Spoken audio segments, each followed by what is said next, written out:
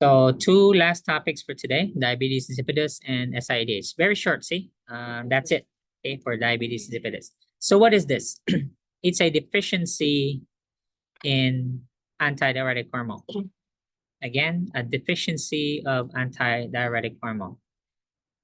There are two forms. We have primary and secondary. So the primary, these are the primary causes. So as I mentioned earlier, anything to do with the brain, either tumor, trauma, stroke, or even surgery, because surgery is technically trauma, right, to the brain, or infections of the brain, right?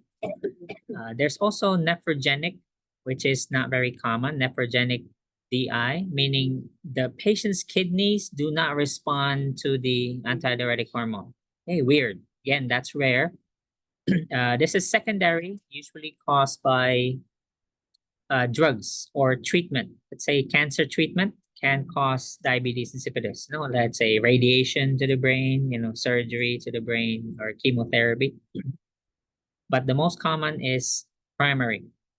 And these are the causes. So you watch the patient for diabetes insipidus in cancer patients, stroke patients, head injury, head trauma patients. Manifestations. So the patient doesn't have enough antidiuretic hormone. Sorry, this is excess, sorry. The patient has, no, this is deficiency, sorry, correct. So we don't have enough antidiuretic hormone. So are they reabsorbing water? So what happens to the urine output?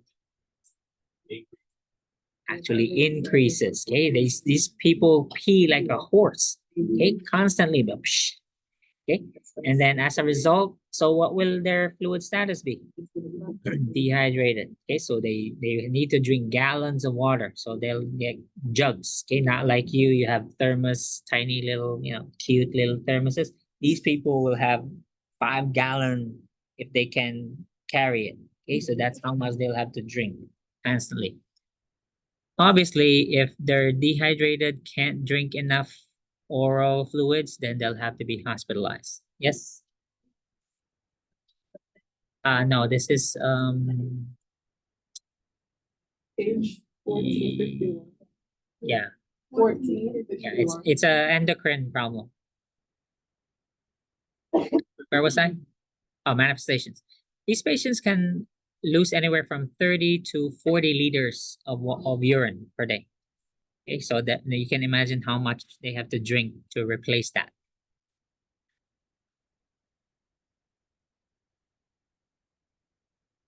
Manifestations, do I have to repeat signs and symptoms of dehydration? All right, same thing. The problem, the only difference here is, what was the urine output in dehydrated patients? It was decreased, right? It's opposite here. The urine output here is very high, meaning what's causing the patient's dehydration? It's the high urine output because they don't have enough ADH. Okay, so therefore that's the only thing weird, because in dehydration we know that the urine is what?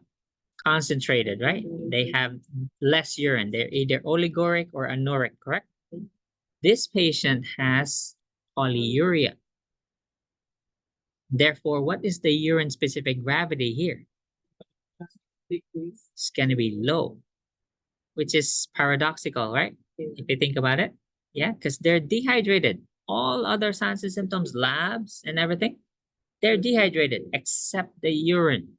The urine is different. The urine is very dilute, very clear, right? Like water, like you can probably drink it.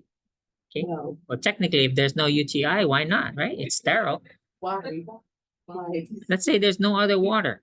Don't drink Yeah. urine. Drink something else.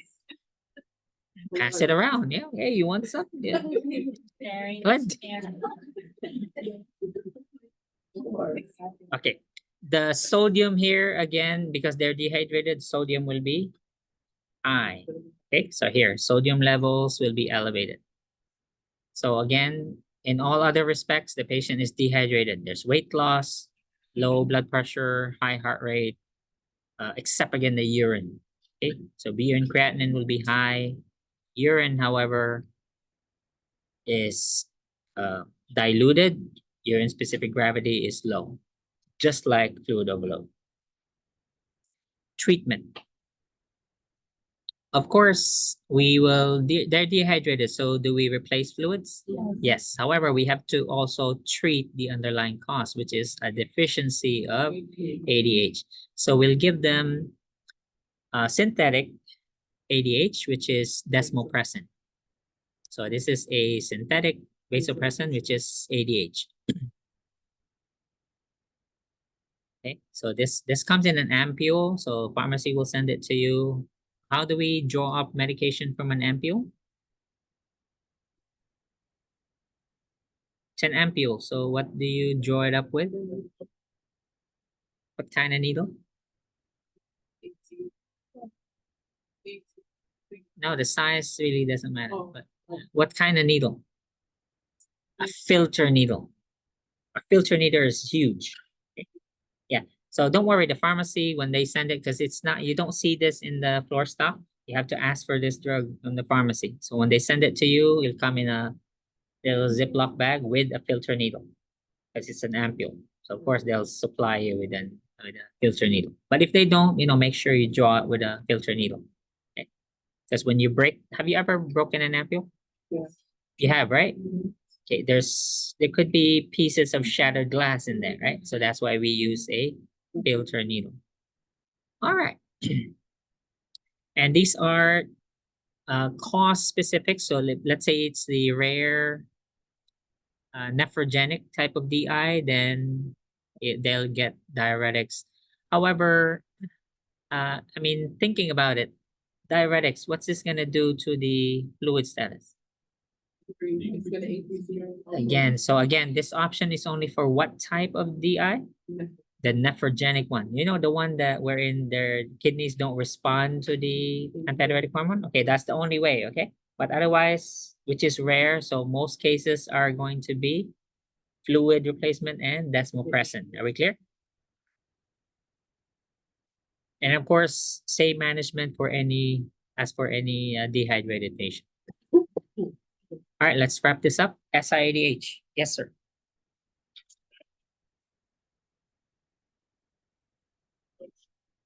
No. Good question. So yes, it's called diabetes insipidus, but this does not have anything to do with the pancreas. This is not a glucose problem. This is an antidiuretic hormone deficiency.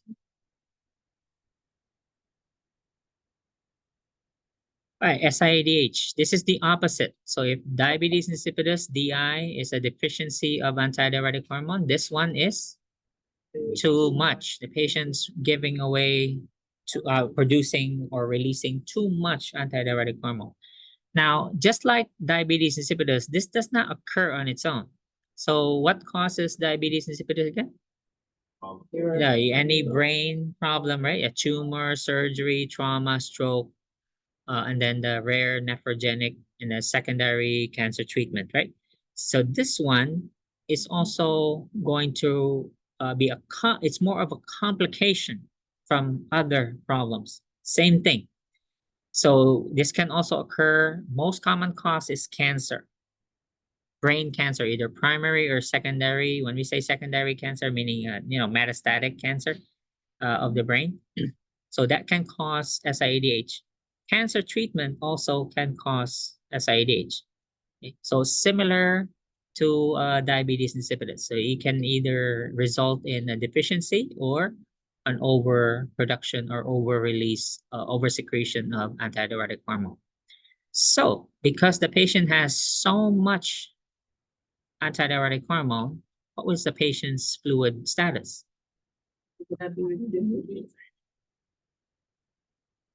So if they have too much, you're gonna be overload. Fluid overload. Yeah. Okay. So it's also related to some medications. So vincristine is a chemo drug. Remember I said cancer treatment? So this can result from this drug or other medications like antidepressants, although very rare. Vincristine is the most common cause of SIADH. We'll discuss cancer next semester.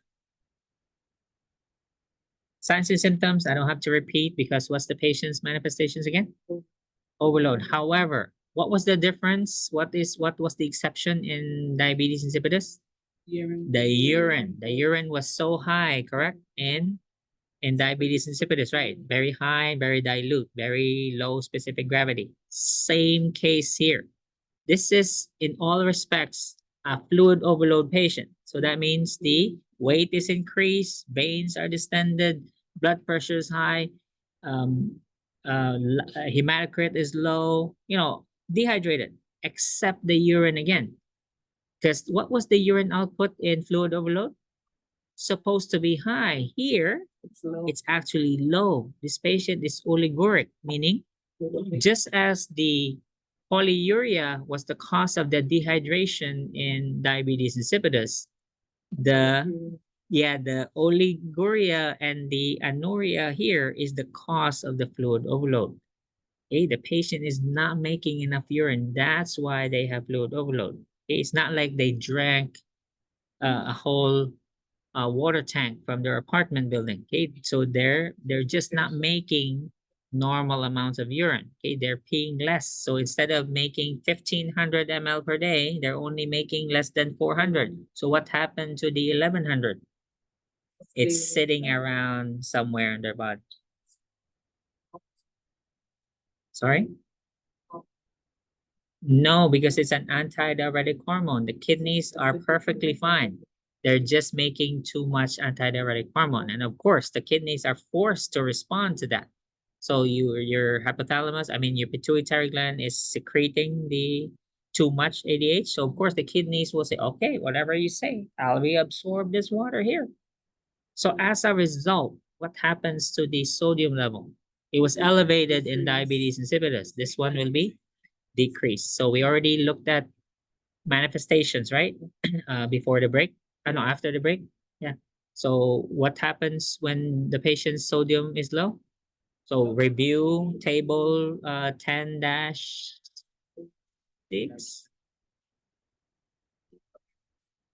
One of those, okay? Whatever that table was. Okay, so same. And then what was we didn't discuss management, did we? Okay, never mind.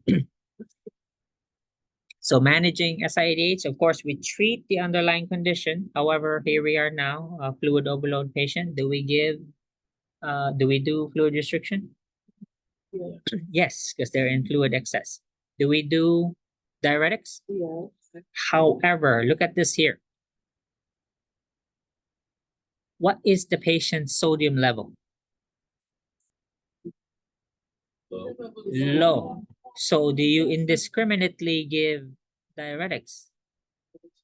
So therefore, if this is ordered, are you gonna give the diuretic? Not safe, right? Because let's say the patient's sodium is 120 or below. Is a diuretic gonna help?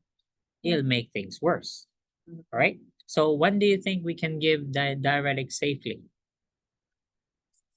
Okay, once the sodium level is at least normal, right? Yeah, at or at least near normal, no? Maybe 134, 133, right there, or 135 or better. Then you can give the diuretics. Are we clear? Okay, so even though it says here, of course, you know the consequence, right? So always use common sense. You look at it, what's that drug gonna do? And in severe cases, hypertonic saline, so 3% NaCl. But what's the consequence here? There's another danger here. If you give hypertonic saline, what's the patient's fluid status already? They're already in fluid overload. So you give hypertonic saline, what's that gonna do? It will exacerbate the fluid volume overload, correct? All right. So you understand that treatment? Okay, so we only give diuretics when? Okay, at or near normal, and then the hypertonic saline only if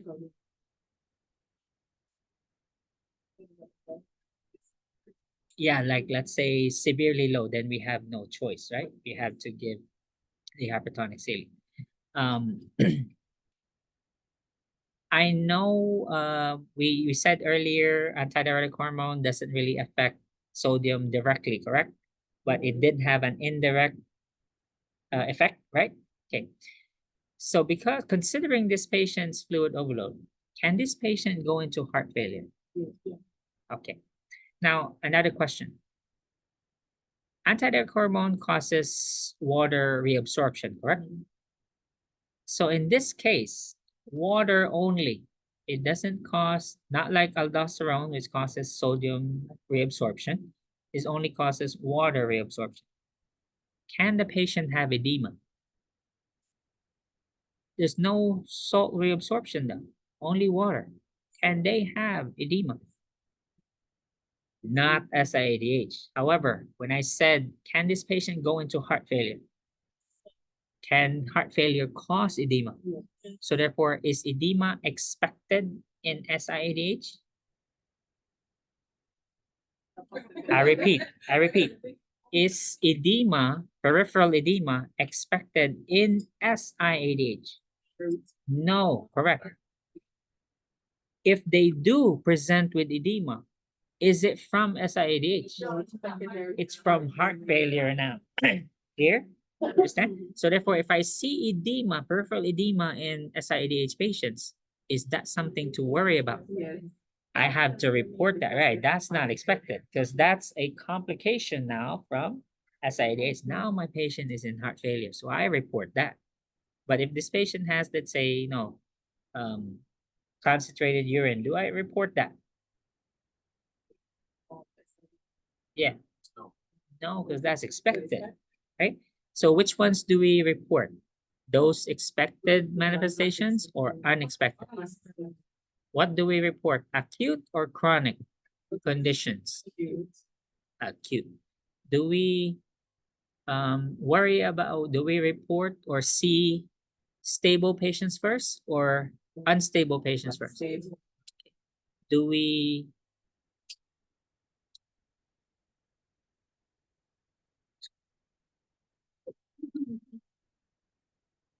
yeah, that's it. Okay, so these are techniques, okay, when you answer questions, right? So you look at acute, always priority over chronic, unexpected over expected, and unstable versus stable. Yes.